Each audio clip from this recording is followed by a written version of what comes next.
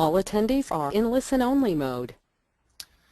Good morning. Well, good afternoon, actually, I guess. Good morning in BC. Welcome to our friends from the West Coast, and welcome to our friends from the East Coast and people in Central. So we are here to take a look at the PMP certification and some effective strategies for passing the exam. So our main focus for today is going to be around the exam itself. We will take a look at the overall certification and make sure that we've got a good kind of picture of that. So we're going to go ahead and get started. There we go. Okay, so as always, our host today, myself, David Donaldson, hosting the session with backup with Lauren Connor, who will be helping out with the technical issues. So if anyone does have any technical issues, just raise your hand or type in a message in the chat window, and Lauren will do her absolute best to make sure that you are taken care of. If you do have any technical issues, we are recording the session as always, and of course you can watch it later, and we'll make that available on our website. So just as a quick reminder, we've got our control panel. The little red arrow at the top allows you to collapse it down, gives you a little bit more real estate on the screen. You can type in the chat window, so you just click on that little icon right there, and the chat window box will pop up.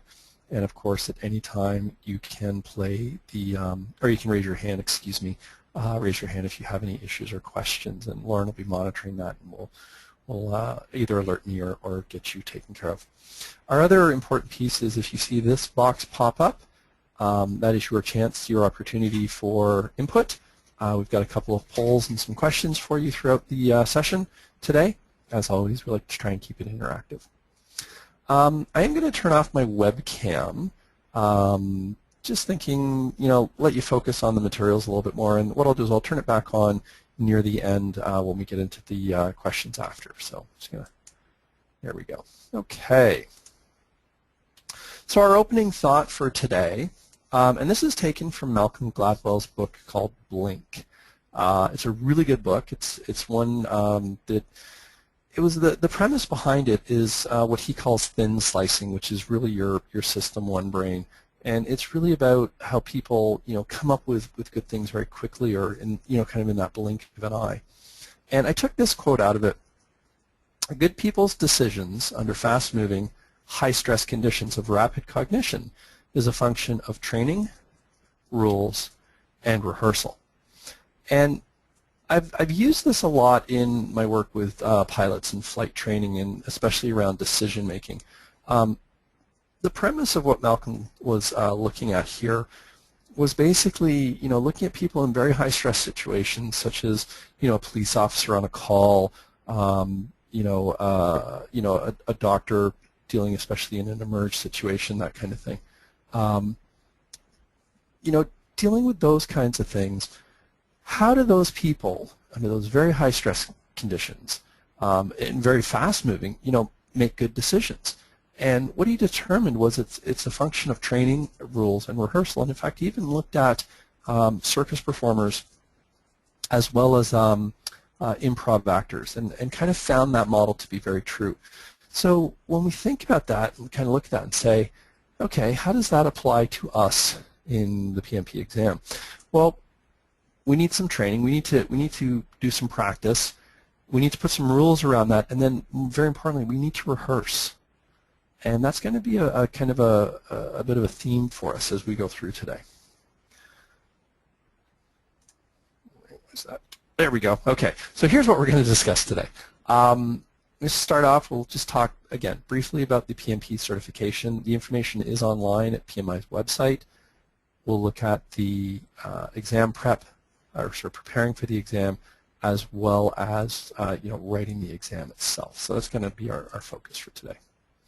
To start off, we're going to do a couple of polls. I just want to get a sense for where people are at. We've got 45 people on the call today, which is awesome. Thank you guys so much for joining us.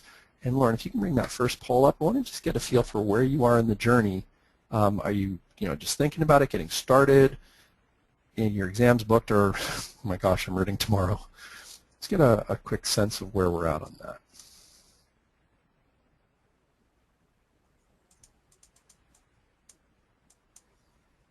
Okay, Let me just span this out, see how we're doing here. 76% have voted. 83% voted. Awesome. Wow, 85. You guys are keeners. This is great. 87. Okay. Let's give it another few seconds. All right, Lauren, if you want to pull up those results, we've got 89% of the people voted. Okay, let's take a look at what we've got. So 29% are thinking about it. So still, in the deciding mode, which is great. 44% are getting started. So that to me says you're working towards it and you're getting ready. That's great. 15 have got their application submitted. 12% have booked their exam. Awesome! Congratulations and good on you for committing. We're gonna talk a little bit about that as we go, and a little bit of the benefits of actually booking your exam early.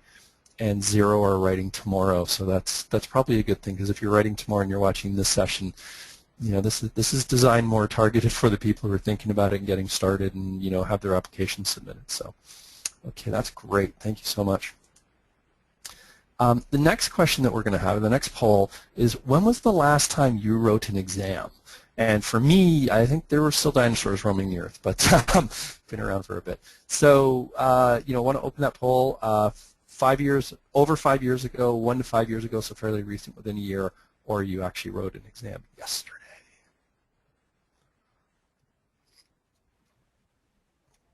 So just leaving some results come in. 76% have voted, 78%, 84. Okay, great. So if we can pull those results up, please. Perfect. So this is interesting, because usually when I'm doing my classes for the PMP prep course, I'm finding that most of the students tend to fall into the over 5 years ago or longer category, and we've got 48%, 47%, so close to half. Yes, that's interesting.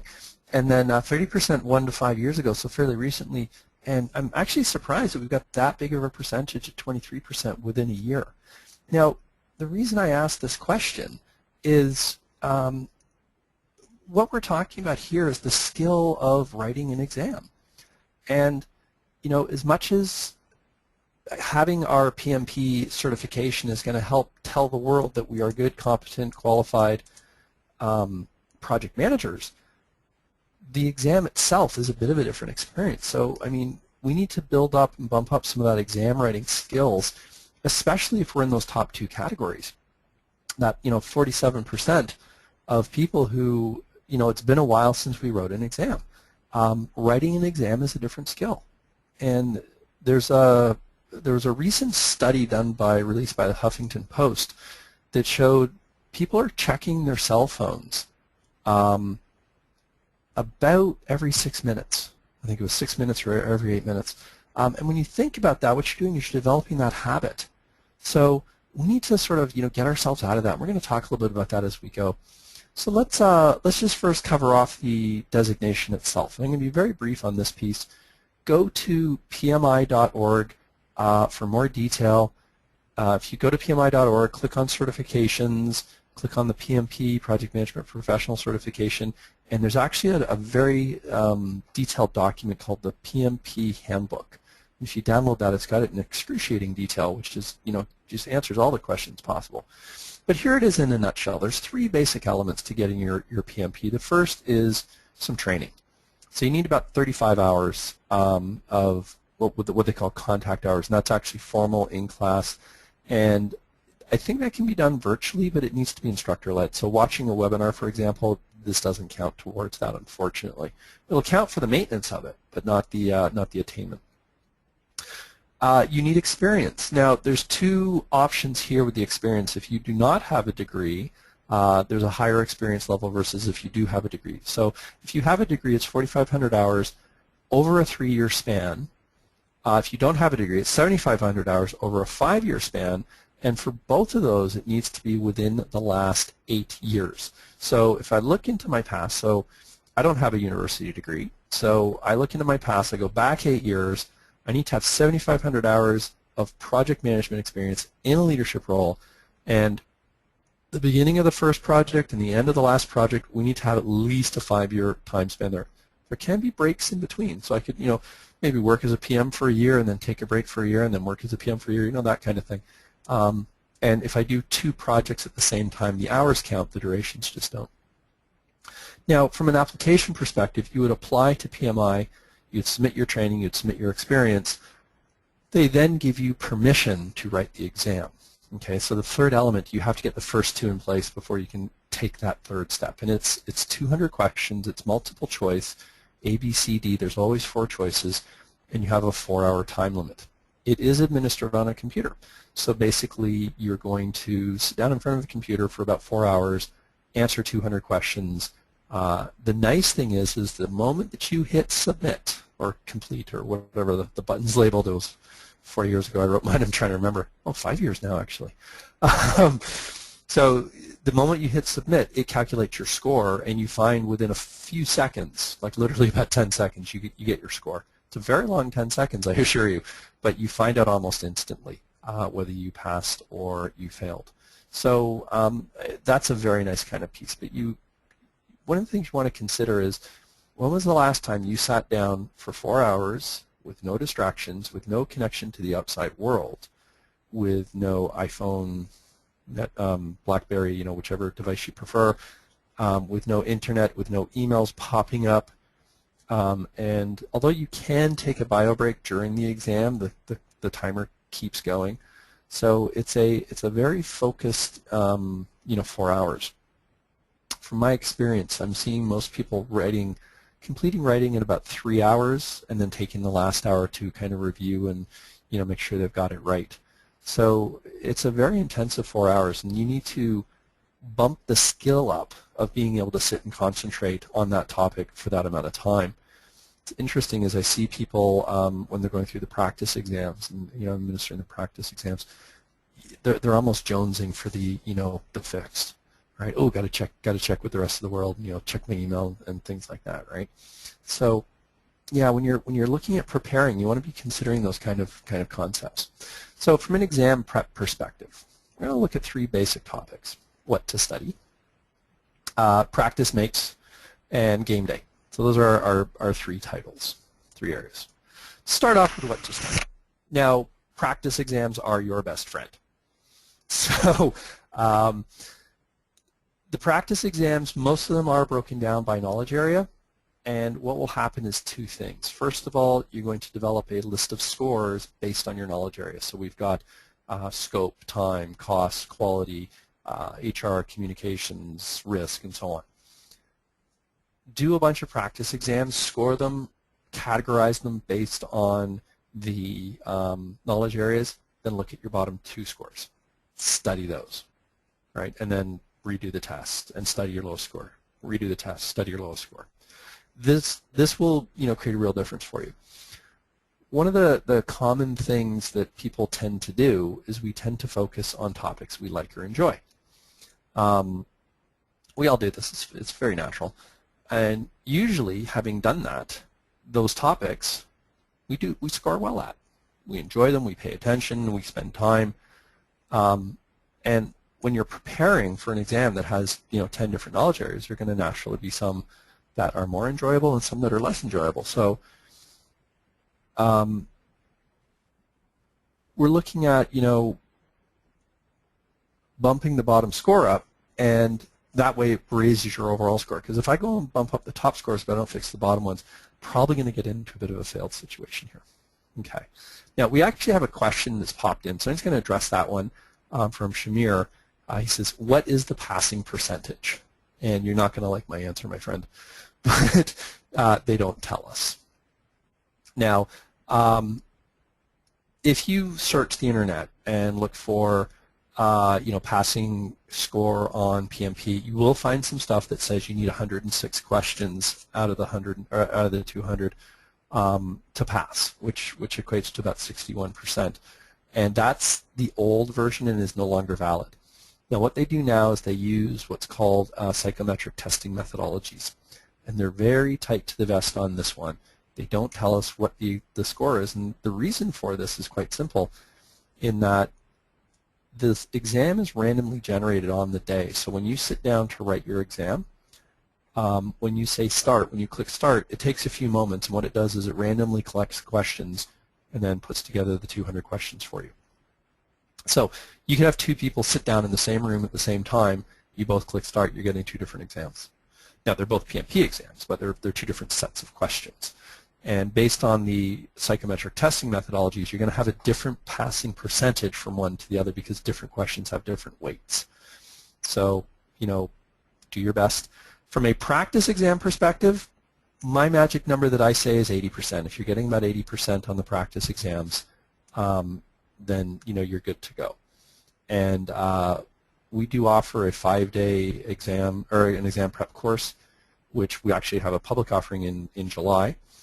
And just check our website for that. And from our test questions, if you're hitting the 80%, you're good to go. In fact, I did this class for a client last week, and one of the students was booked to write on Monday. So she had actually done a bunch of study, came into the 5 days with me.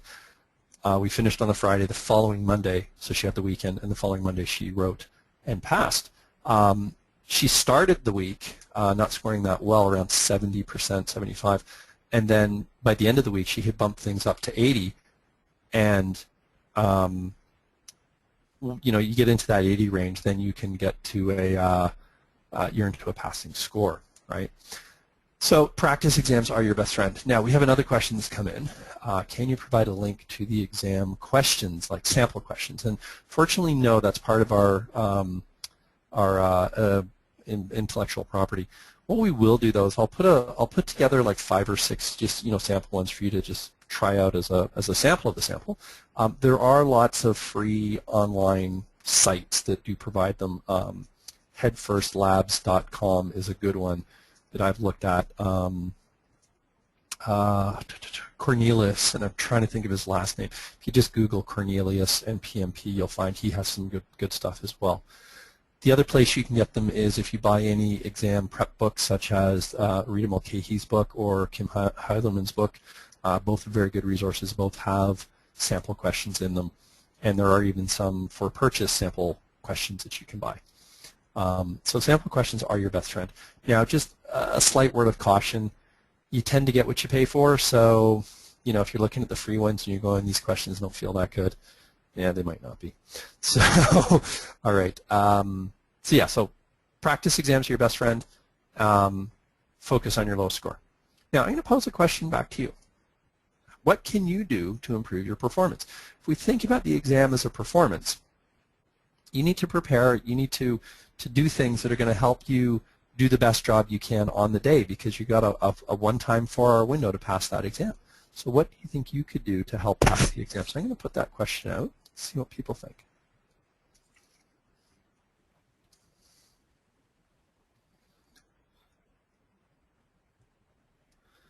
So just type into the text box for this one.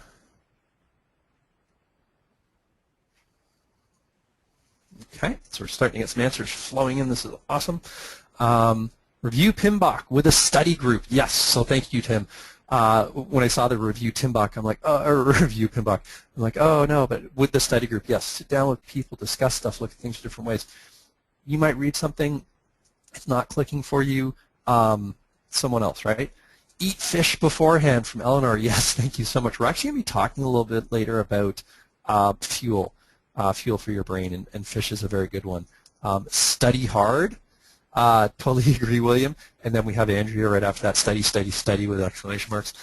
Yes, absolutely. Now, the best way to study is actually to do it spaced out over time. So the whole cramming thing doesn't work that well. But the more you expose your brain to things, the more the neural pathways are set and written.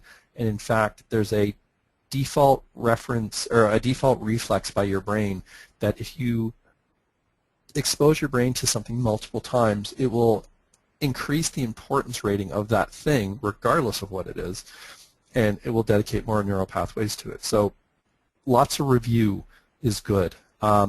Take one of your courses. Thanks, Alex. You're on commission, right, Alex, I think?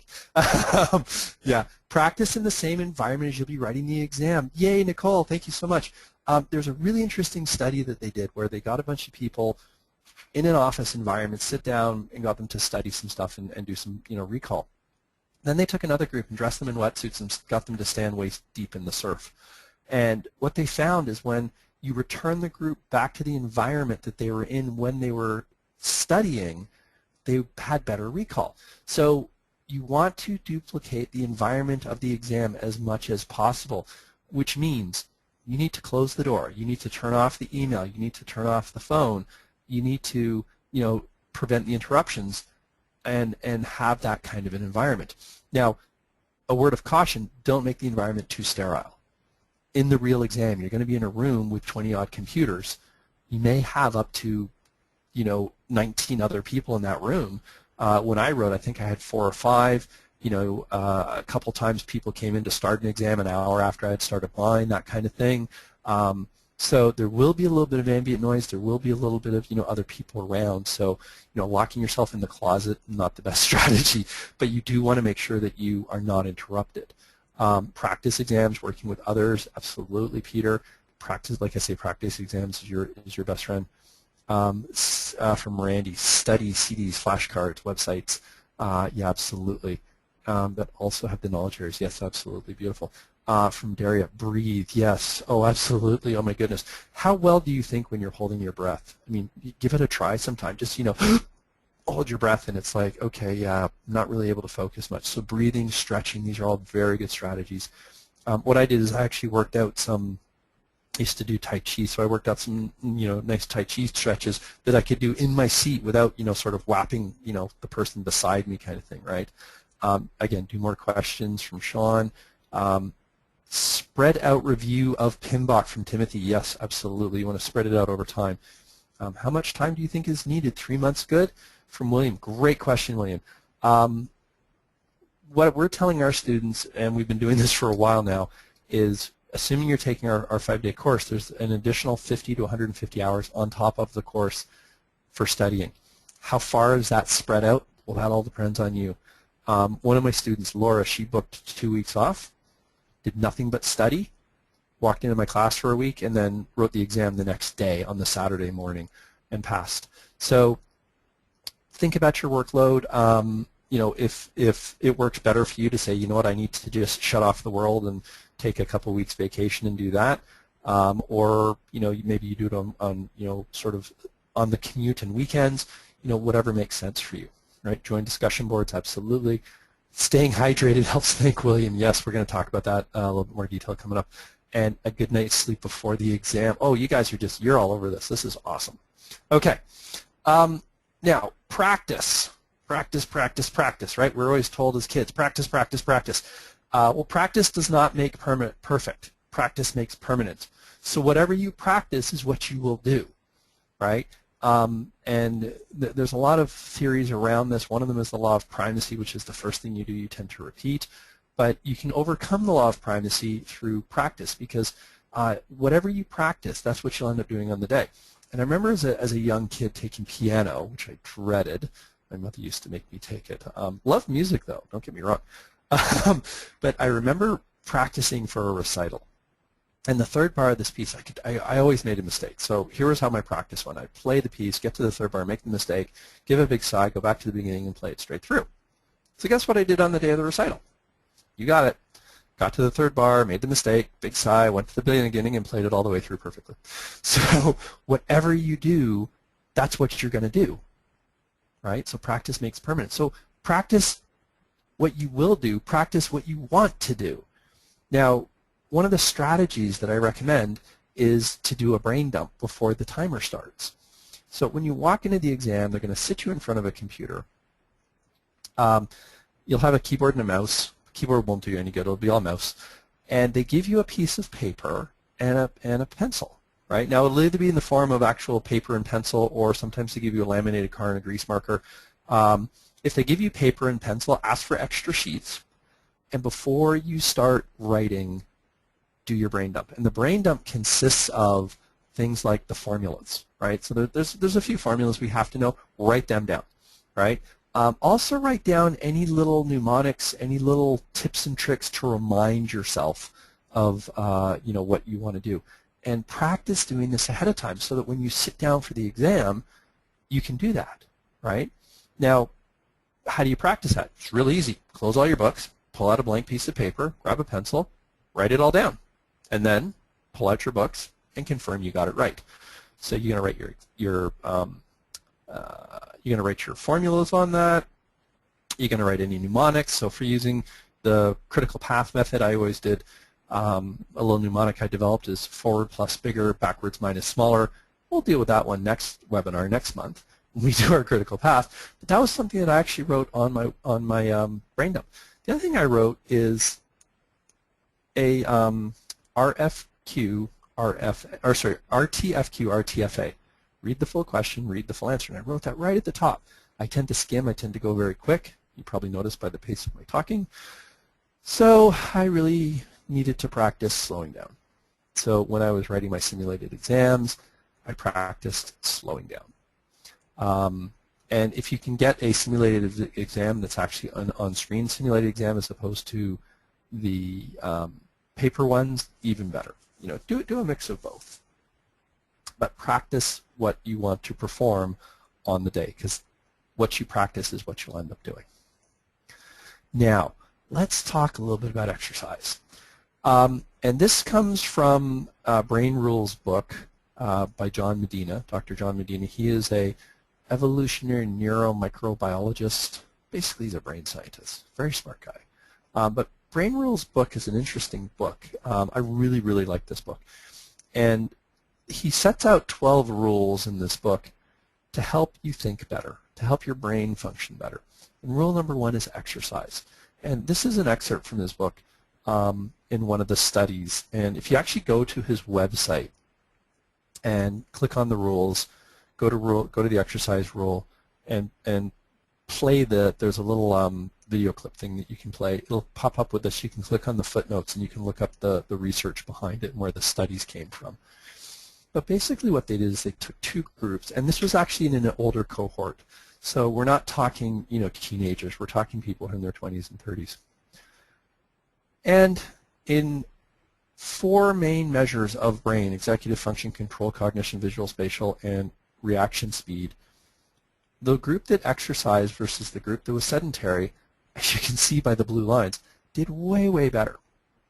Now, the little black line with the 2 bars on the end, that is showing the statistical anomalies and what the kind of range of the data was. It's just really kind of giving you an indication of how good this data is. And so you can see it's actually very good data. But, you know, exercise is one of the #1 things you can do to help increase cognition, help make your brain work better.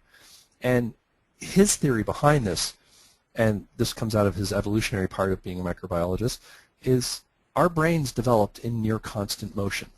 And the way he describes it, he says our brains evolved in unstable meteorological conditions, aka we're outside, in near constant motion. We walked everywhere. So I mean, think about it before the automobile was invented. How did we get around? Well, we had horses, but we walked a heck of a lot. In fact, some people say on average about 20 miles a day. So that's a heck of a lot of walking. And so our brains tend to do better when we walk. So and you notice when you're dealing with a difficult problem, you go for a walk. You know, I need to clear my head. Let me go for a walk, right? And there's all kinds of theories around, you know, it's the change in environment, it's the fresh air, and, you know, this and that. You know, so get up and move. Now, Tim, thank you. So Dr. John Medina is a big fan of the treadmill workstation. In fact, he set one up for himself. He says it doesn't take that long to actually get used to using it, and you can actually type and do emails and do everything on your treadmill. And Timothy just chimed in and said when he was doing his MBA, he used to read materials while on the treadmill. It worked well. And totally right, man. It does work. You know, getting that exercise is really good. So, folks, time to dust off the old Jane Fonda's workout videos and you know, start you know, getting some exercise so that we can increase our brain power. Okay, so let's talk game day. Now, we need to fuel the engine. 80% of your blood sugar is actually consumed by your brain, and those numbers tend to go up when you get into high cognition situations. What are the things that's going to drive your brain? Well, food, that's your blood sugar piece, water, and sleep. And we've already seen a couple comments around, you know, eat fish, get a good night's sleep beforehand. I think there was even a hydrated, yeah, staying hydrated helps to think, absolutely.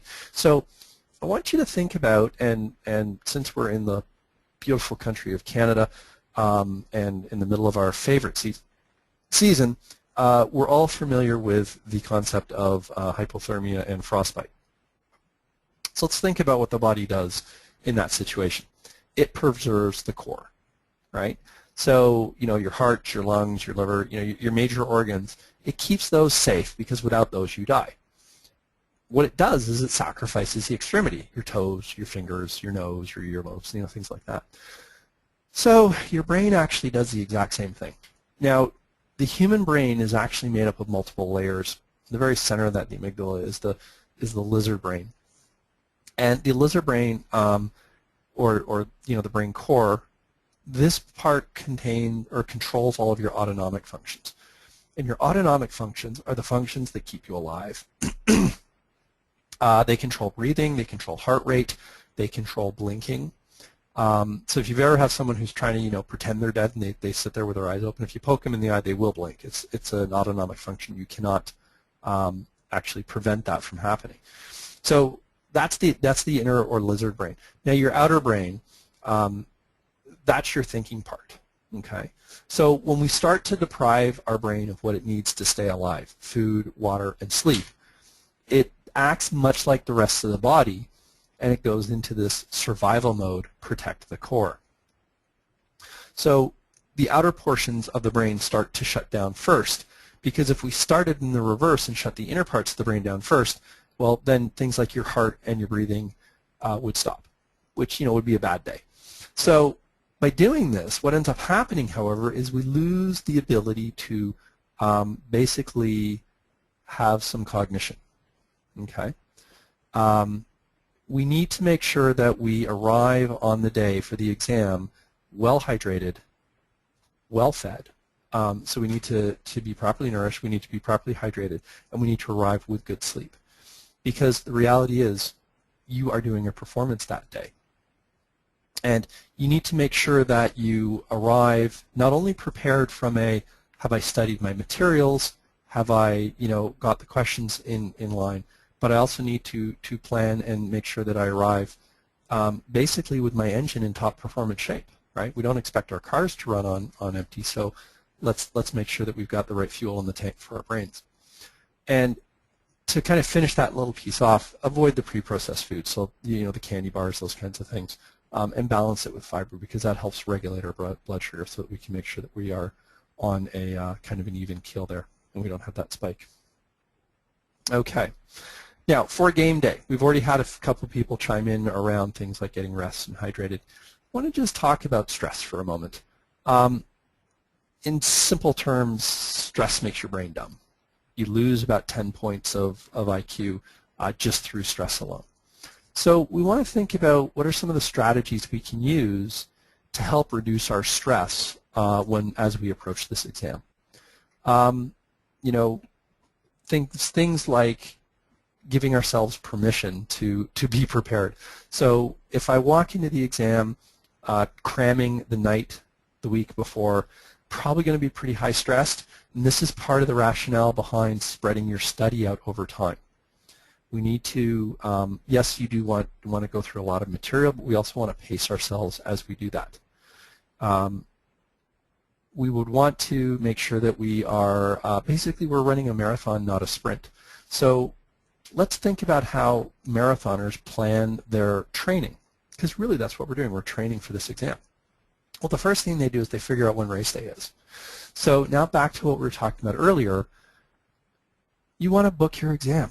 Book your exam early and then plan your study back from that day. So you want to, get your peak performance there. I recommend doing 3 to 4 full practice exams, like the full 200 questions, 4-hour experience before you write the exam. Okay, so I did 3 of them when I did mine, and I actually used 2 different sources, because the other thing I find is as you are doing more study, if you repeat the same questions, you tend to remember them. Now, if you use questions from a couple of different sources, couple things. First of all, you can swap back and forth. Okay, so let's say I'm using our study materials from TidalShift. I'm using Kim's study materials from the Kim Heidelman book. What I would do is I would do a set of our questions, look up all the wrong answers or all the ones I got wrong, kind of, do some research and study on those ones. Then I go do one of Kim's tests, and again I would research the questions I got wrong, and I would step back and forth, and that way I'm not seeing the same questions twice in a row. I'm seeing one set of questions and then a few hundred and then one set of questions and so on. So set your exam, excuse me, set your exam, set the date, and then do your study plan back from there. Okay. The other thing to do is make sure that you check in with your boss, check in with your staff. Ask for support from those people that you are doing, that you are going to be a little bit distracted. You are going to be spending a bit of extra time here and there on these kind of topics, and give yourself permission to disconnect from your workload as much as possible. Of course, you need to negotiate that with your boss. You want to make sure that you're approaching this in a planned and controlled way, as opposed to the, oh my God, there's so much material here, how am I going to deal with this, right? Now, if you're approaching this exam, you're a project manager. You've managed projects. Well, this is another project to manage, and the way we manage projects, of course, is we start with the end in mind, right? We define the end state, and then we make our plan back from there and figure out how we're going to get there and what are the steps. On the day, arrive early, give yourself some time, be cognizant of traffic and weather. My friend Danielle, who had to write on this past Monday, was dealing with a snowstorm. It's all going to kind of come together that when you come down to game day, you need to feel like you're prepared. So give yourself permission to say, you know what, I've done the best I can, I'm prepared, and then relax into the exam. You're only going to degrade your performance by stressing about, oh, I haven't got it, to where I want to be, right? So, do the best you can. Your stress levels are already going to be risen a bit, and that's actually not entirely a bad thing. It's when they get too high that's really the issue. The other advice I would do is book the day off, arrive early. I did my exam in the morning. I think I had a 10 o'clock right, so I was finished around 1 o'clock, 2 o'clock, and I tell you what, I walked out of there, I was just like, I was brain dead. I thought, oh, no problem, I'll go back to work in the afternoon. It's like, no. Book the day off. Look at your own, personal circadian rhythms to decide, do you want to do this in the morning, in the afternoon, be aware of traffic. The exams are hosted all over the place, so even though you may work in the downtown core, if you live out in the suburbs, check, there might be an exam center out close to your area so that you're not dealing with the, the commute downtown. And especially if you have the afternoon exam, don't go into the office in the morning.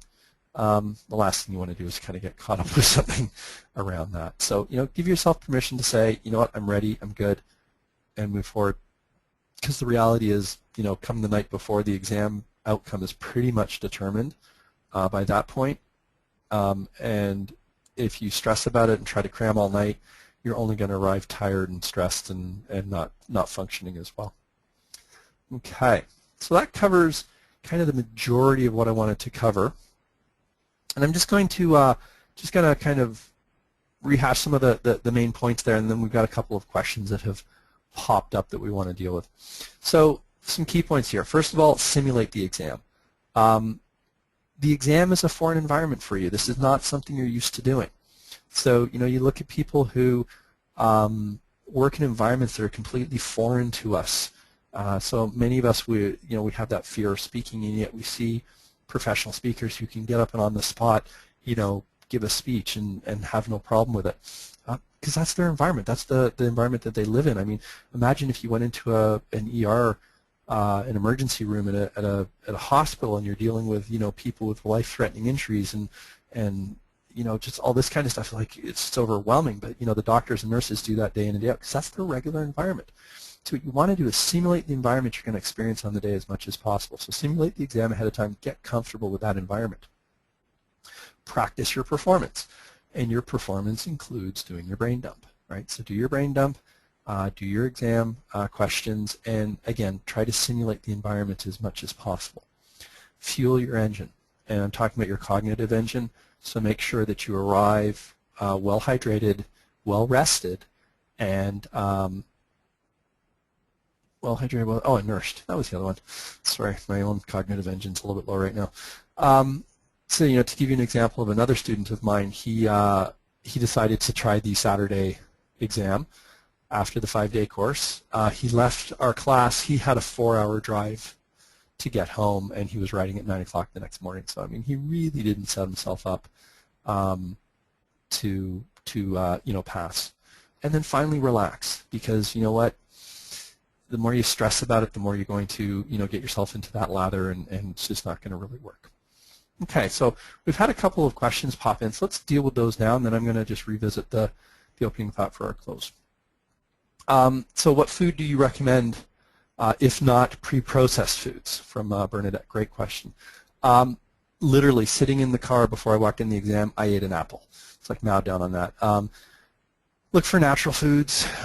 Things that are high in fructose are good as long as they're balanced with fiber. So there's a lot of good energy bars on the market. You can use those. My personal preference is I tend to go with fresh fruits, apples, pears, bananas, those sorts of things. And I actually have I've done some sort of just self-reflection studies on this, and I find I'm trying to work on something, brain's getting kind of fuzzy, go have something to eat, and that fog sort of clears a bit. Now, you can't take anything into the exam, so you can't bring in your phone or a bottle of water or anything like that. So whatever you do, you have to do all of that before you walk in. They do give you a little locker to put stuff in at the exam center. So if you come with a purse, you'll have a place to put that. I just left everything in the car. You need 2 pieces of photo ID, so I grabbed my driver's license, and I think I have my passport was my other one. I brought those into the exam, showed them, and my keys, and that was it. Another suggestion, Christina commented, take earplugs with you. Check with the testing center ahead of time. I've had a couple of people who have suggested this and asked about this, and they're very particular. So if you look at the PMP handbook, there's actually a section near the back that talks about what is allowed to bring into the exam, and basically it finishes up with no personal items. So you can't wear a jacket, you can't wear a sweater, no purses, no eyeglass cases. I can't remember if they said no watches. I think they might have said no watches. You can't bring your phone in. Pretty much you got to kind of walk in with just you. So just check with them ahead of time. But yeah, that is a good idea. Bring earplugs. If you're going to do that though, practice with the earplugs before you go in. If you've ever used earplugs, depending upon the style that you get, they can be a little bit uncomfortable and they kind of feel a little bit odd. And personally, I tend to work a bit better when there is a little bit of a distraction noise around. So very personal to you, whether you do that or not, but good suggestion, Christina, thanks. Randy just suggested, I want to tell people about the audits. So here's the thing. When you, okay, cool. When you apply, now I'm just going to pop back for a second. Let me just hop back to the beginning of my thing here.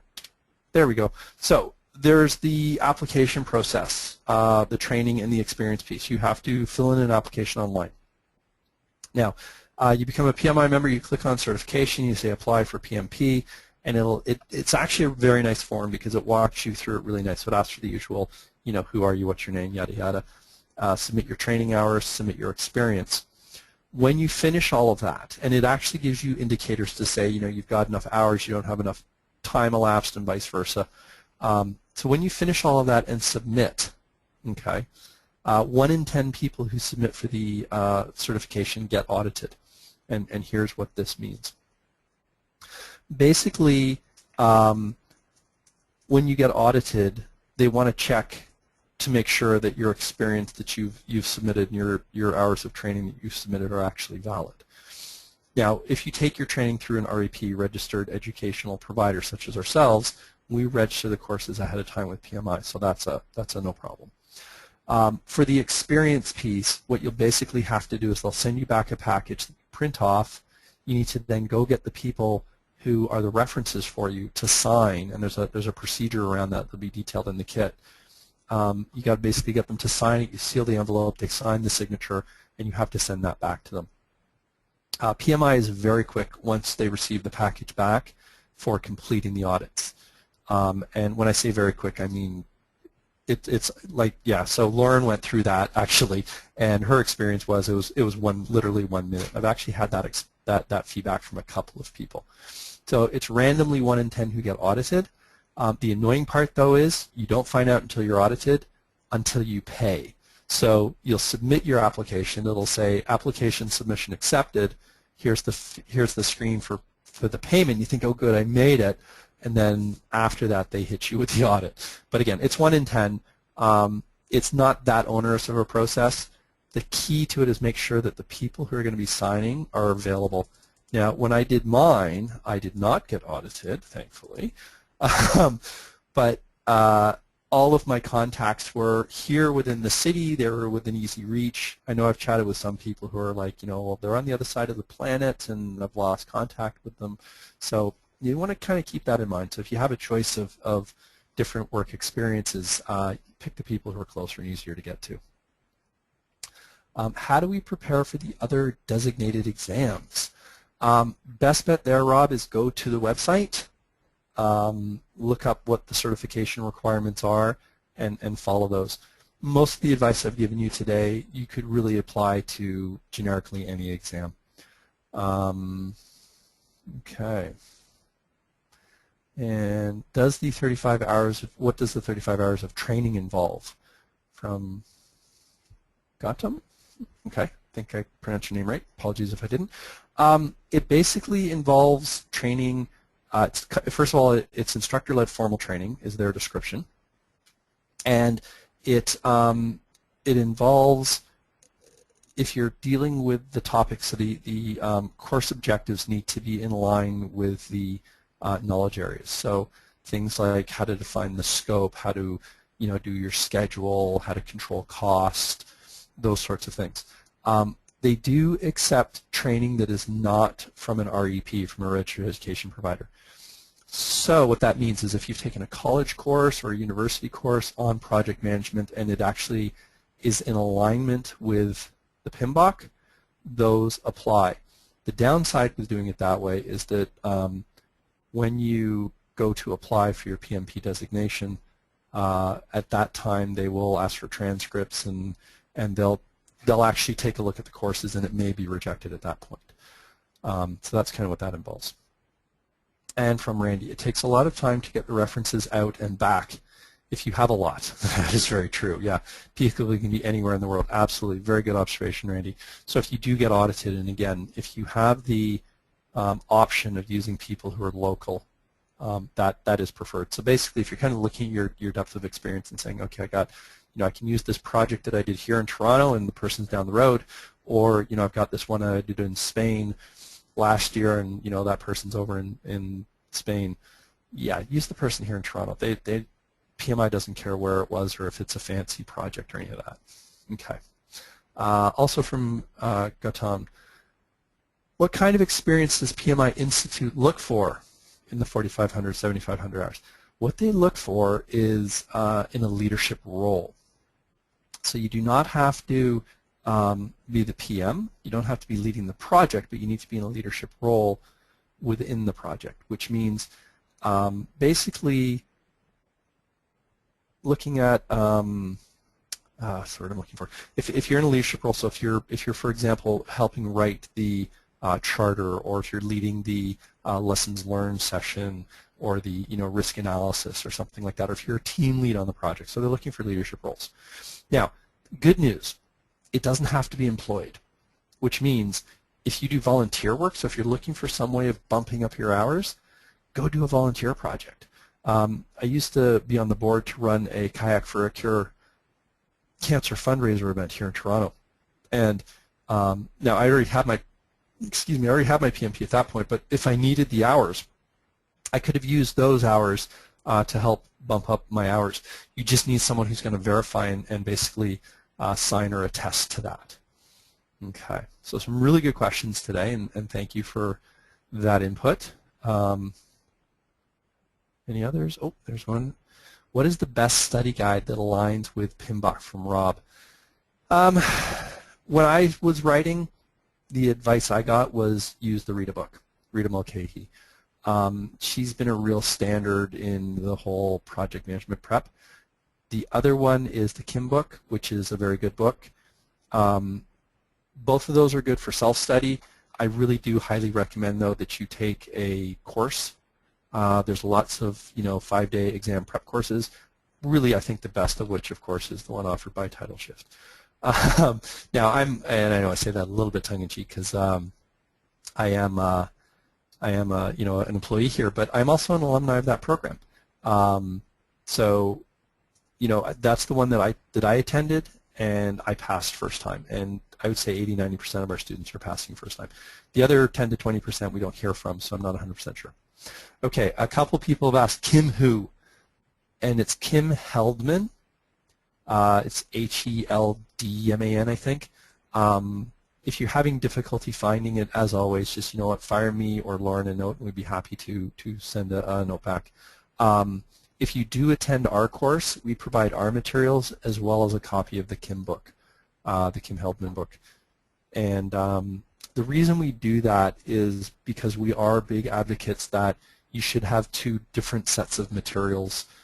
We find that I get students who come into my course and say, I've been studying the Rita book and I've been getting 80s, and then they take our questions and they're going, oh my God, it's so hard, and vice versa, right? So they do our courses and they're going, oh yeah, I'm getting like 80s, and then they go and do another one like the Rita book and go, oh my God, I'm failing, or the Kim book.